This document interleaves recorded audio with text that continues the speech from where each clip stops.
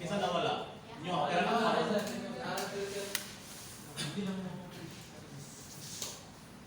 Okay, check natin lang. Refresh lang natin. Ako ang video ba kaya nagbalik. Nag-save. I-end lang ako ha.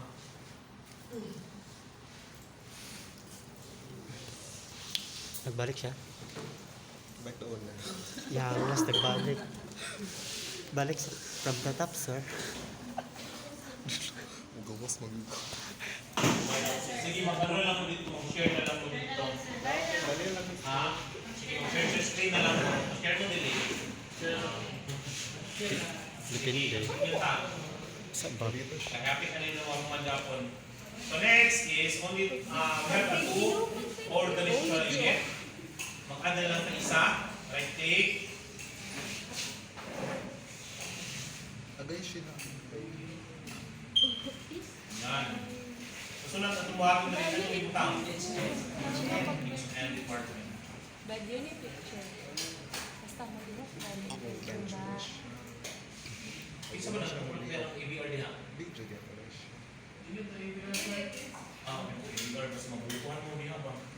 Okay, so pinagkakabo mo department. Sa inyo ha, create at least 5 ka department. Each department has a 2 users. Okay?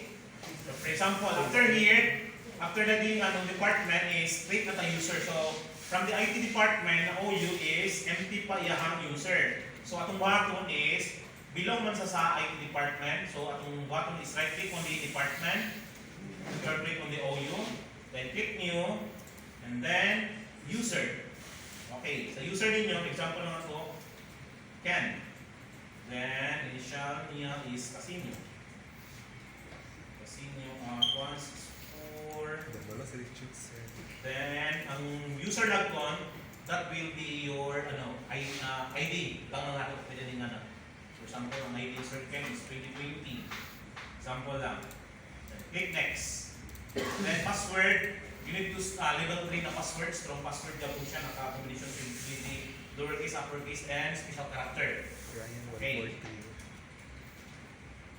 Nauban, sir, dili pwede sir. Ano man ang password, big tayo. And then here, you must uncheck must change password. Okay, example naman natin siya. Dili permanent deploy. Next, user cannot be change password. The password never expired. Ano lang? Click next. Finish. So, pinala isa na, di ba? Yes, sir. Yan, isa na, check natin. Yan, click na user. Next tayo, another side. Okay, dito na lang po sa medyo kasad ko mag-click of user. And kami na bahala kung niya magbuka. Example sa eduk si Ruby. Ruby Magdalene. Jobihan you. Magdaleno. Sorry, layo ako. Okay, ang ID, special ang ID niya is 881.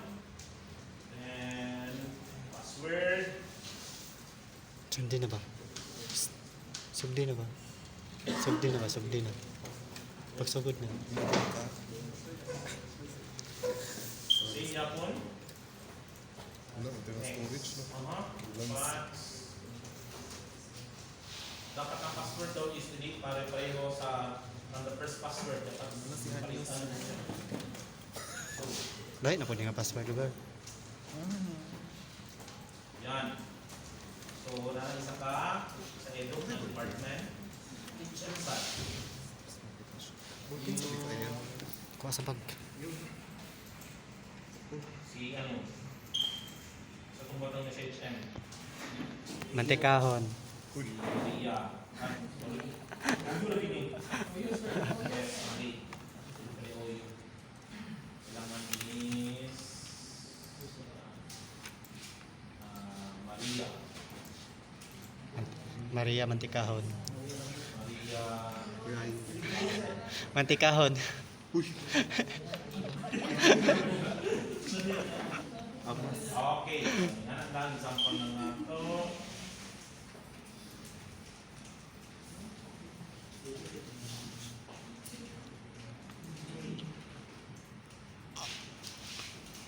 Service, no? Service.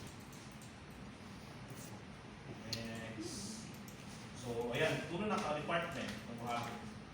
The problems ani is wala ko man na create mo client next week man yung join the client. For example, from the Windows sa itong Virtual Box is you need to install the two operating system, Windows 7 and Windows Server. And then ang Windows 7, i-join na to domain from yung server. And then try na to ang user niyo from the server, atong i-create niyo din na part is i-login na to sa Windows 7 kung connected sila duha. So that is for the next week.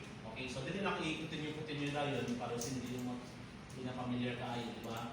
Hindi ka asa sa inyo. Klaro ninyo? So that's the end of our demonstration. Okay, any questions? Muna ni? Okay, based on your Muna ni ang display tasks, lugar. okay, you need to create Muna ni ang last display. Departments. It's up to you na kung sa mga department. Every department has two users. Okay? So, just follow lang my demo. Okay? So, any questions? So, I will end my